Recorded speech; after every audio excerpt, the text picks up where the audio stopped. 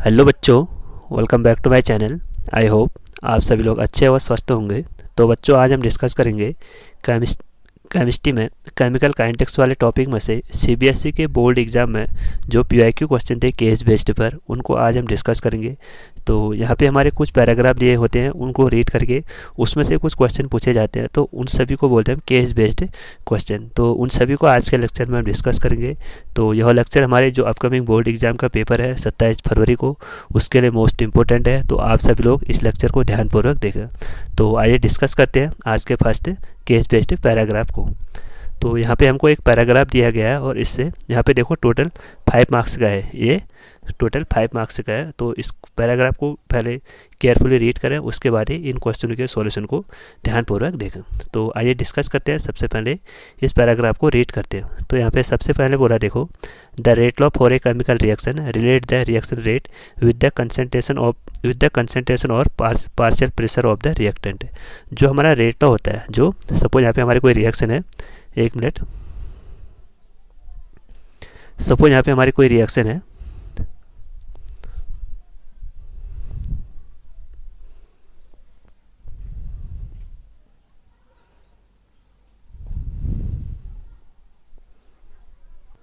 तो सपोज यहाँ पे कोई हमारी एक रिएक्शन है, रिएक्टेंट किस में कन्वर्ट हो रहा है, सीधे प्रोडक्ट में। तो इसके रेट को कैसे लिखते हैं हम, इसके रेट लॉ का लिखते हैं हम, rate is equal to, rate directly proportional होता है हमारे जो रिएक्टेंट का कंसंट्रेशन है उसकी पावर एन के। जो यहाँ पे एन होता है वो होता है हमारा ऑर्डर ऑफ रिएक्शन। एन क्या होता है यहाँ पे, ऑर्डर ऑफ रिएक्शन, जो कि हम एक्सपेरिमेंटली डिटरमाइन करते हैं। तो इस प्रोपोर्शनली कांस्टेंट को हटाने के लिए हम यहाँ पे एक टर्म यूज़ करते हैं, are is equal to K A की पावर एन। जो यहाँ पे क्या है, के यहाँ पे रेट कांस्टेंट है, जिसको हम स्पेसिफिक रेट कांस्टेंट भी बोलते हैं। ठीक है, तो ये हो गया हमारा रेट लॉ का एक्सप्रेशन। रेट लॉ जो रेट कांस्टेंट है और जो रिएक्टेंट का कंसंट्रेशन है उसमें रिलेशन को डिफाइन करता है, तो इसी को बोलते हैं हम रेट लॉ। तो उसके बाद करा, देखो, for a general reaction A plus B B into C with no intermediate step in its reaction mechanism that is an elementary reaction. तो इसमें इस केमिकल काइनेटिक्स में 2 टाइप की रिएक्शन पढ़ते हैं। एक तो होता है हमारा एलिमेंट्री रिएक्शन, जो कि हमारे 1 स्टेप में कंप्लीट होती है, और दूसरा होता है हमारा कॉम्प्लेक्स रिएक्शन, जिसको हम मल्टी स्टेप रिएक्शन भी बोलते हैं, यानी जो रिएक्शन हमारी मल्टी स्टेप में होती है। सपोज ये रिएक्शन हमारी यहाँ पे एक रिएक्शन है ए टू बी, ये तो हमारे 1 स्टेप में कंप्लीट हो रही है, तो इसको बोलेंगे हम एलिमेंट्री रिएक्शन। सपोज यहाँ से हमारा ए से सी बन रहा है, और फिर सी से डी बन रहा है, फिर डी से हमारा बी बन रहा है। तो यहाँ पे देखो, होने को तो यहाँ पे ओवरऑल प्रोडक्ट हमको ए से बी ही मिल रहा है, बट यहाँ पे देखो ये मल्टी स्टेप में कंप्लीट हो रही है, तो इसको बोलते हैं मल्टी स्टेप रिएक्शन, यानी कॉम्प्लेक्स रिएक्शन। ठीक है, तो the rate law is given by R is equal to K A की पावर एक्स से बी की पावर वाई। जहाँ पे जो ए और ए है, जो यहाँ पे जो ए और बी हैं, वो तो हमारे रिएक्टेंट ऑफ ए और बी के कंसंट्रेशन है, और जो उसके एक्सपोनेंट है एक्स एंड वाई, वो क्या है, उसके ऑर्डर ऑफ रिएक्शन है। जब यहाँ पे ऑर्डर ऑफ रिएक्शन क्या है, यहाँ पे एक्स एंड वाई है, जो यहाँ पे दिखा है, जो यहाँ पे हमको रेट लॉ एक्सप्रेशन दिया है। ठीक है, उसके बाद करा, देखो, the value of K varies with condition that affect the rate of the reaction such as temperature, pressure and surface area. तो यहाँ पे करा है, जो यहाँ पे हमारा रेट लॉ है उसमें जो के की वैल्यू है वो अलग अलग डिफरेंट होते रहते हैं। जैसे जैसे हम टेम्परेचर चेंज करेंगे तो उसकी वैल्यू वहाँ पे डिफरेंट होगी, जैसे प्रेशर और सरफेस एरिया को चेंज करेंगे तो उसकी वैल्यू क्या होती है, यहाँ पे डिफरेंट हो जाती है। उसके बाद कह रहे हैं यहाँ पे, देखो, the sum of this component is known as overall reaction order. यानी जो यहाँ पे हमको रेट लॉ एक्सप्रेशन दिया है, इसके जो हमारे एक्सपोनेंट है एक्स एंड वाई, अगर हम इनको ऐड कर दें एक्स प्लस वाई, तो इसको बोलते हैं हम ओवरऑल ऑर्डर ऑफ रिएक्शन। इसको क्या बोलते हैं, ओवरऑल ऑर्डर ऑफ रिएक्शन। जो यहाँ पे हमारा ए की पावर एक्सपोनेंट है एक्स है, उसको बोलते हैं हम order of reaction with respect to A, और जो वाई है वो हमारा order of reaction with respect to B. ठीक, उसके बाद यहाँ पे करा, देखो, ये zero order reaction has constant value that is independent of the concentration of the reaction. यानी जो हमारा जीरो ऑर्डर है, जो यहाँ पे हमारा सपोज कोई रिएक्शन है ए से बी, तो इसमें जो जीरो ऑर्डर है वो जीरो ऑर्डर होगा, तो उसमें एन की वैल्यू क्या होगी, यानी जो ओवरऑल ऑर्डर ऑफ रिएक्शन है उसमें एन की वैल्यू क्या होगी, हमारी जीरो होगी। अगर उसमें एन की वैल्यू जीरो होगी तो ए की पावर यहाँ पे क्या होगी, हमारी जीरो। तो ए की पावर जीरो होगी तो आर किसके बराबर है, यहाँ पे के बराबर, यानी जो रेट ऑफ रिएक्शन हो डायरेक्टली किसके बराबर है, यहाँ पे रेट कांस्टेंट के बराबर। और जो हमारा जीरो ऑर्डर रिएक्शन में है उसमें जो रेट ऑफ रिएक्शन है वो रिएक्टेंट के कंसंट्रेशन पे डिपेंड नहीं कर रहा है, यानी इंडिपेंडेंट ऑफ द कंसंट्रेशन। इसलिए जो रेट ऑफ रिएक्शन है वो किसके बराबर है, डायरेक्ट जो रेट ऑफ रिएक्शन है वो डायरेक्टली रेट कांस्टेंट के बराबर यहाँ पे है। ठीक, उसके बाद यहाँ पे कर रहा है इस first order reaction depend on the concentration of only one reactant. यहाँ पे देखो सपोज यही हमारी रिएक्शन है A2B, तो इसमें हम एन की वैल्यू क्या लिखेंगे, रेट एक्सप्रेशन में जैसे हम यहाँ पे एन की वैल्यू 1 करेंगे तो यहाँ पे हमको एक रेट लॉ मिलेगा R = K A⁴n। अगर यहाँ पे A⁴ है तो यहाँ पे देखो रेट किसके बराबर है, rate is directly proportional to K × A, यानी जो रेट है वो एक तो डायरेक्ट रेट कांस्टेंट पे डिपेंड कर रहा है और साथ ही साथ यहाँ पे जो हमारा रिएक्टेंट का कंसंट्रेशन है उस पर भी डिपेंड कर रहा है। ठीक, तो ये हो गया हमारा, यहाँ पे बोला देखो ओनली वन रिएक्टेंट है। उसके बाद यहाँ पे कह रहा है ये reaction is said to be second order reaction when the overall order is 2, यानी जब इसी में जब हम जो हमारा रेट लॉ एक्सप्रेशन है, जो हमारा रेट लॉ एक्सप्रेशन है ये वाला, अगर हम इसमें एन की वैल्यू को 2 कर दें तो यहाँ पे हमको क्या मिलेगा, R = K A⁴ यानी जो रिएक्टेंट है वो उसकी पावर कितना हो रहा है हमारा 2। ठीक है, उसके बाद क्या कर रहा है देखो, once we have determined the order of reaction we can go back and plug in one set of the initial value and solve of the K। ये तो उसका जनरल इंट्रोडक्शन दिया। तो ये हो हमारा पैराग्राफ को हमने ब्रीफली डिस्कस कर लिया। आइए अब इस पर बेस्ड क्वेश्चन को डिस्कस करते हैं। तो यहाँ पे फर्स्ट क्वेश्चन है यहाँ पे हमारा देखो, calculate the overall order of the reaction which has the following rate expression. यहाँ पे हमको एक रेट लॉ का एक्सप्रेशन दिया है, R = K A⁴ and B⁴ तो रेट ऑफ रिएक्शन क्या होता है, रेट ऑफ रिएक्शन होता है जो हमारे रिएक्टेंट के कंसंट्रेशन के पावर में है उनको हम ऐड करते हैं, उसको बोलते हैं हम ऑर्डर ऑफ रिएक्शन, यानी sum of power of the concentration term. इसको आप लिख लेना इसके डेफिनेशन को, ऑर्डर ऑफ रिएक्शन का सम ऑफ जो हमारे, ये तो हमारा रेट लॉ एक्सप्रेशन, इसमें जो हमारा रिएक्टेंट के कंसंट्रेशन है, ये यहाँ पे रिएक्टेंट क्या हमारे A एंड B, इसके जो कंसंट्रेशन के पावर हैं, यहाँ पे A की पावर है 1/2 और B की पावर है 3/2। जब हम इन पावर को ऐड करते हैं तो उसको बोलते हैं हम ओवरऑल ऑर्डर ऑफ रिएक्शन, यानी sum of power of the concentration term involved in the rate law expression. यानी जो रेट लॉ एक्सप्रेशन में रिएक्टेंट के कंसंट्रेशन होते हैं, अगर हम उनकी पावर में जो हमारे एक्सपोनेंट होते हैं उनको ऐड करते हैं तो उसको बोलते हैं हम ओवरऑल ऑर्डर ऑफ रिएक्शन। तो यहाँ पे ओवरऑल ऑर्डर ऑफ रिएक्शन क्या आएगा, 1 + 2 + 3/2। तो यहाँ पे क्या आएगा 4/2। तो यहाँ पे ऑर्डर ऑफ रिएक्शन क्या आएगा, ओवरऑल ऑर्डर ऑफ रिएक्शन आ गया हमारा यहाँ पे 2। ठीक, आपको यहाँ पे 1 मार्क्स मिलता है अगर आपने सही किया। ठीक, उसके बाद यहाँ पे कह रहा है what is the effect of the temperature. यहाँ पे टेम्परेचर का रेट ऑफ रिएक्शन पे क्या इफेक्ट पड़ता है, तो इसको डिफाइन करने के लिए हम यहाँ पे एक इक्वेशन पढ़ते हैं जिसको बोलते हैं हम आरएनएस इक्वेशन, जिसको किससे रिप्रेजेंट करते हैं, K = A e⁻ यह हमारी आरएनएस इक्वेशन। यहाँ पे देखो जो हमारा, क्योंकि जो हमारा रेट ऑफ रिएक्शन किसके बराबर है, rate of reaction directly rate constant के बराबर है। जैसे हमारा रेट कांस्टेंट की वैल्यू इंक्रीज होगी तो रेट ऑफ रिएक्शन भी हमारा इंक्रीज हो जाएगा। तो यहाँ पे देखो, यहाँ पे जो K डायरेक्टली किस पे, K अगर यहाँ पे देखो, अगर हमारा रेट कांस्टेंट इंक्रीज हो रहा है तो यहाँ पे हमारा जो एक्सपोनेंट है यानी e⁻A/t, जो हमारा t है ये क्या हमारा -1/t, यानी ये नेगेटिव में है। तो अगर हम t की वैल्यू को इंक्रीज करेंगे तो रेट ऑफ रिएक्शन भी क्या होगा, हमारा इंक्रीज होगा। तो जैसे हमारा रेट ऑफ रिएक्शन, जैसे हम टेम्परेचर को इंक्रीज करेंगे तो हमारा रेट कांस्टेंट की वैल्यू भी इंक्रीज होगा। अगर रेट कांस्टेंट की वैल्यू इंक्रीज होगी तो हमारा यहाँ पे टेम्परेचर भी, जैसे हम यहाँ पे हम टेम्परेचर को इंक्रीज करेंगे तो हमारा रेट कांस्टेंट की वैल्यू भी इंक्रीज होगी, रेट कांस्टेंट की वैल्यू इंक्रीज होगी तो हमारा रेट ऑफ रिएक्शन भी इंक्रीज होता है। तो यहाँ पे आप क्या लिखोगे, जैसे हम टेम्परेचर को इंक्रीज करते हैं तो हमारे रेट ऑफ रिएक्शन की वैल्यू भी इंक्रीज होती है। ठीक, फिर से यहाँ पे आपको 1 मार्क्स मिलते हैं। उसके बाद यहाँ पे इसमें थर्ड पार्ट दिया गया है what is the mean of the rate of the reaction. यहाँ पे रेट ऑफ रिएक्शन का क्या मीनिंग है, तो जो हमारा केमिकल काइनेटिक्स है उसको हम जनरली, जो केमिकल काइनेटिक्स है उसमें हम मेनली डिस्कस करते हैं रेट ऑफ रिएक्शन का ही, ओवरऑल रेट ऑफ रिएक्शन का ही डिस्कस करते हैं। तो रेट ऑफ रिएक्शन क्या होता है, सपोज यहाँ पे देखो हम बोलते हैं, जैसे हम जनरली बोलते हैं speed is equal to distance upon time. हम ये देखते हैं कि किसी भी स्पीड को हम कैसे डिफाइन करते हैं, हम ये देखते हैं कि उसने कितने डिस्टेंस को तय करने में कितना टाइम लिया, उसी को बोलते हैं हम स्पीड। तो सेम वैसे हम केमिस्ट्री में भी बोलते हैं rate of reaction. Rate of reaction ये होता है कि देखो, रेट केमिस्ट्री में किस में डिस्कस करते हैं, मेनली यहाँ पे कंसंट्रेशन। अगर हम ये देखते हैं कि रिएक्टेंट के कंसंट्रेशन में कितना चेंज हो रहा है और प्रोडक्ट के कंसंट्रेशन में कितना चेंज हो रहा है। सपोज यहाँ पे हमारा एक रिएक्शन है A to B, तो यहाँ पे हम देखेंगे कि जो हमारा ए है वो बी में कन्वर्ट होने में कितना टाइम ले रहा है, और ठीक है, तो उसको बोलते हैं हम रेट ऑफ रिएक्शन। तो रेट ऑफ रिएक्शन की आप यहाँ पे डिफिनेशन लिखोगे, rate of a reaction is define as change in concentration of the reactant. जो हमारा रिएक्टेंट है उसके कंसंट्रेशन में कितना चेंज आता है, और जो हमारा प्रोडक्ट है उसके कंसंट्रेशन में कितना आ जाता है पर यूनिट टाइम, उसको ही बोलते हैं हम रेट ऑफ रिएक्शन। तो यहाँ पे देखो ए डिकम्पोज, ए क्या होता है हमारा डिसअपियर होता है, यानी सपोज यहाँ पे हम ग्राफ भी बनाते हैं। सपोज यहाँ पे देखो ये हो गया हमारा रेट, और ये हो गया हमारा ना, यहाँ पे हो गया हमारा कंसंट्रेशन, और यहाँ पे हो गया हमारा टाइम। तो इनिशियली जो हमारा इनिशियली रिएक्टेंट है वो सपोज कितना होगा हमारा, ज़्यादा होगा।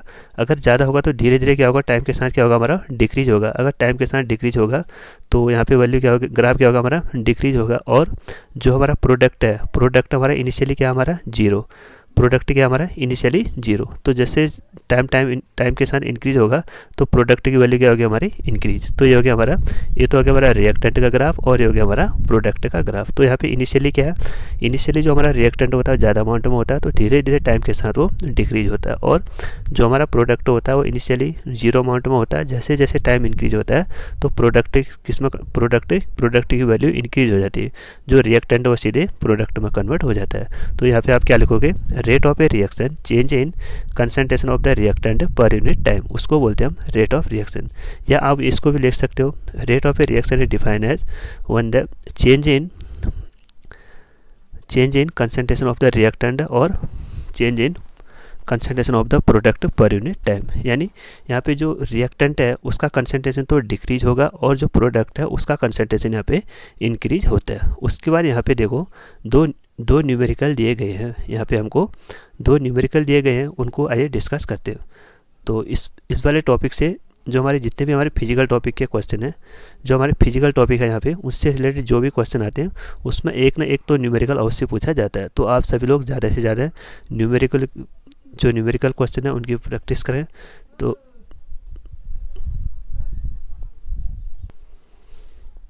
तो यहाँ पे एक रिएक्शन है हमारी, a first order reaction take place, एक फर्स्ट ऑर्डर की रिएक्शन दिया है यहाँ पे, वो हमारी take place as 77.78 minute for 50% completion.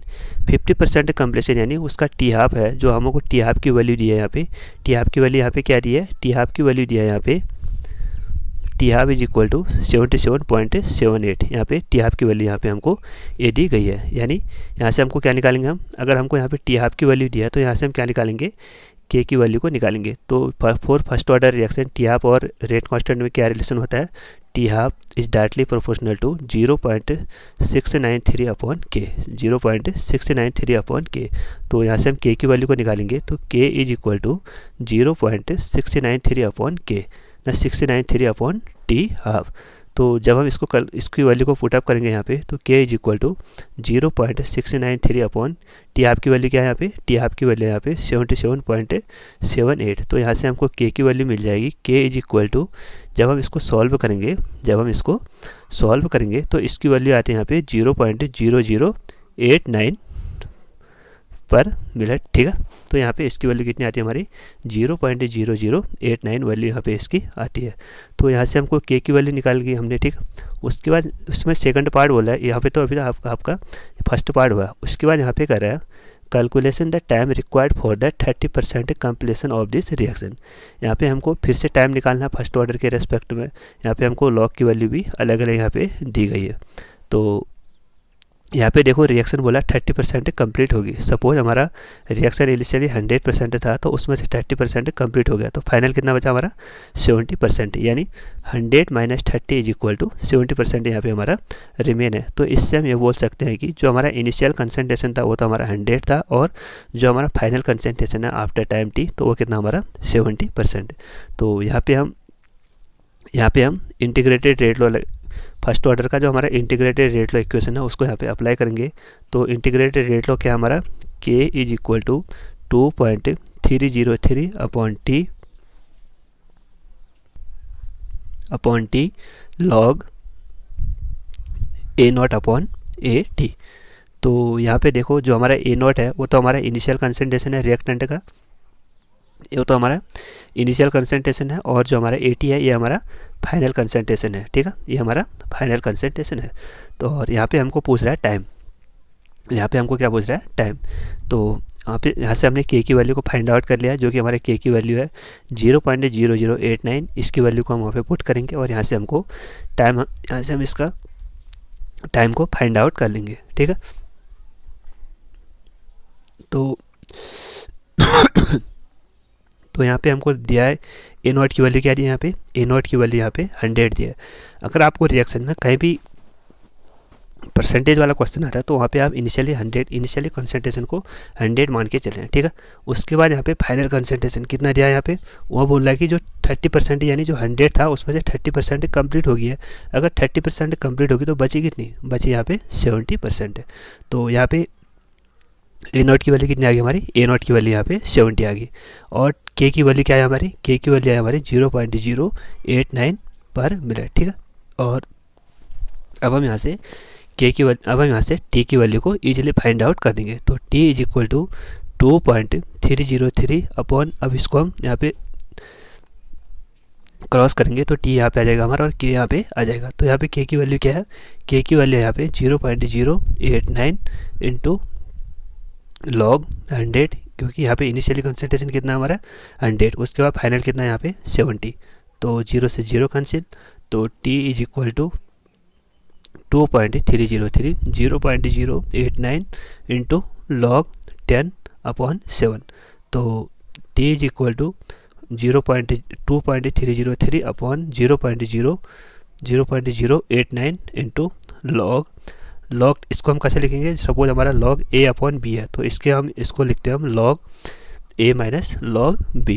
तो सेम यहाँ पे भी लिखा है लॉग 10 माइनस लॉग 7। तो क्वेश्चन में हमको लॉग की वैल्यू दी है यहाँ पे, तो T is equal to 2.303 upon 0.089 into log 10 की वैल्यू होती है हमारी 1 और लॉग 7 की वैल्यू यहाँ पे क्वेश्चन में दी है, उसकी वैल्यू होती है हमारी 0.84। तो इसको अब अगली स्लाइड में डिस्कस करते हैं। तो T is equal to 2.303 upon 0.089 into log 10 की वैल्यू क्या है हमारी 1 और 7 की वैल्यू क्या है, 7 की वैल्यू यहाँ पे 0.84। तो जब हम इसको सॉल्व करेंगे तो यहाँ पे वैल्यू आएगी 2.303 अपॉन 0.089 इंटू, जब इसको सब्सट्रैक्ट करके यहाँ पे कितनी आएगी वैल्यू, यहाँ पे वैल्यू आएगी हमारी 0.16। तो जब हम इसको ओवरऑल सॉल्व करेंगे तो यहाँ पे इसकी टी की वैल्यू आती है हमारी 41.6 पर मिनट। तो यहाँ पे उसको कंप्लीट होने में टोटल कितना टाइम लग रहा है, उसको टोटल कंप्लीट होने में यहाँ पे टाइम लग रहा है 41.36, यहाँ पे उसको टोटल टाइम लग रहा है, ठीक है। आई होप आप सभी को ये समझ में आ गया होगा। तो इसमें टाइम कितना लग रहा है हमको, इसमें कंप्लीट होने में टोटल टाइम लग रहा है हमारा 41.36 पर मिनट। और उसी में ही तो यहाँ पे देखो 1 2 3 4 5, यहाँ पे 5 मार्क्स से अगर किसी बच्चे ने किए होते हो तो उसको टोटल मिल जाते हैं, ठीक। उसी में यहाँ पे अथवा में भी एक ऑप्शन और दिया गया जो न्यूमेरिकल है, उसी में यहाँ पे एक ऑप्शन और दिया गया, उसमें यहाँ कह रहा है the rate of a reaction as rate constant है। यहाँ पे रेट कांस्टेंट है यानी के की वैल्यू दी है 1.1 इंटू 10⁻³ पर सेकंड है। उसके बाद यहाँ पे कह रहा है how long will 5 gram of the reactant take to reduce into 3 time. उससे कह रहा है कि जो हमारा रिएक्टेंट है उसको 5 में से 3 में कन्वर्ट होने में कितना टाइम लगेगा। जो 5 ग्राम रिएक्टेंट है उसको 3 ग्राम रिएक्टेंट में कन्वर्ट होने में कितना टाइम लगेगा। तो यहाँ से आप लगा सकते हो कि जो हमारा ए नॉट है उसकी वैल्यू यहाँ पे 5 है और जो हमारा 80 है यानी फाइनल कंसंट्रेशन है उसकी वैल्यू क्या है यहाँ पे, उसकी वैल्यू यहाँ पे हमारी 3 है। तो इसको क्या करोगे आप सीधे जो हमारा फर्स्ट ऑर्डर में इंटीग्रेटेड रेट लॉ इक्वेशन होता है उसमें अप्लाई कर दोगे। तो उसका फॉर्मूला क्या हमारा अभी लिखा था हमने, k is equal to 2.303 upon T log A naught upon A T. A naught क्या है यहाँ पे इनिशियल कंसंट्रेशन, उसकी वैल्यू क्या है यहाँ पे 3 ना 5, और जो ए टी है यहाँ पे क्या फाइनल कंसंट्रेशन, उसकी वैल्यू क्या है यहाँ पे 3। तो यहाँ पे आप क्रॉस मल्टीप्लाई करोगे तो T is equal to 2.303 upon K log A naught upon A T, ठीक। तो उसके बाद के इज इक्वल टू के की वैल्यू क्या दी है वहाँ पे, के की वैल्यू दी है 1 इंटू 10⁻³ पर मिनट। तो इसको आप डायरेक्ट क्या करोगे, आप फॉर्मूले में पुट करोगे तो t is equal to 2.303 upon k की वैल्यू क्या है 1 इंटू 10⁻³ लॉग 5 की वैल्यू ए नोट की वैल्यू क्या है यहाँ पे 3 और ए फाइनल की वैल्यू क्या है यानी फाइनल कंसंट्रेशन की वैल्यू क्या है यहाँ पे 3। तो t is equal to 2.303 10⁻³ into log 5 की वैल्यू क्या है यहाँ पे क्वेश्चन में दिया है, देखो लॉग 5 की वैल्यू क्या है यहाँ पे 0.6990 और लॉग 3 की वैल्यू क्या है 0.47। तो इसकी वैल्यू को यहाँ पे पुट करेंगे। आपको यहाँ पे वैल्यू को याद नहीं करना है, आपको वहाँ पे एग्ज़ाम में वैल्यू को दिया जाता है। तो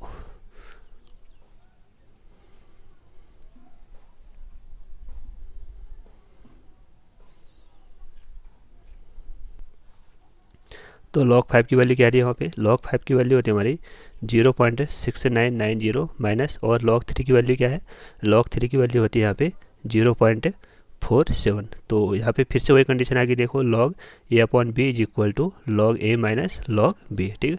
तो उसके बाद जब हम इसको सॉल्व करेंगे तो यहाँ पे जब हम इसको माइनस करेंगे तो इसकी वैल्यू आएगी यहाँ पे 0.222। तो इसके बाद इसको अगली स्लाइड में सॉल्व करते हैं। तो t is equal to 2.303 into 10⁻³ into 0.222। तो उसके बाद t is equal to 2.303 into ये अगर नेगेटिव है, अगर ऊपर आएगा तो 10⁻³ इंटू 2.222। तो जब आप इसको कम्प्लीटली सॉल्व करोगे तो यहाँ पे इसकी वैल्यू आती है 511 पर सेकंड। तो यहाँ पे इसकी टोटल वैल्यू कितनी आती है टाइम कंप्लीट होने में, उसको 5 ग्राम से 3 ग्राम कंप्लीट होने में टोटल 511 सेकंड टाइम 511 पर सेकंड का टाइम लगता है। तो बच्चों ये थे हमारे आज के केस बेस्ड क्वेश्चन। यहाँ पे हमने ओनली वन क्वेश्चन को डिस्कस किया था। आई होप आप सभी को समझ में आ गया होगा। अगर आप इस चैनल पे नए हो तो चैनल को ज़रूर सब्सक्राइब करें और अपने दोस्तों के साथ इस चैनल को ज़्यादा से ज़्यादा शेयर करें। Thank you.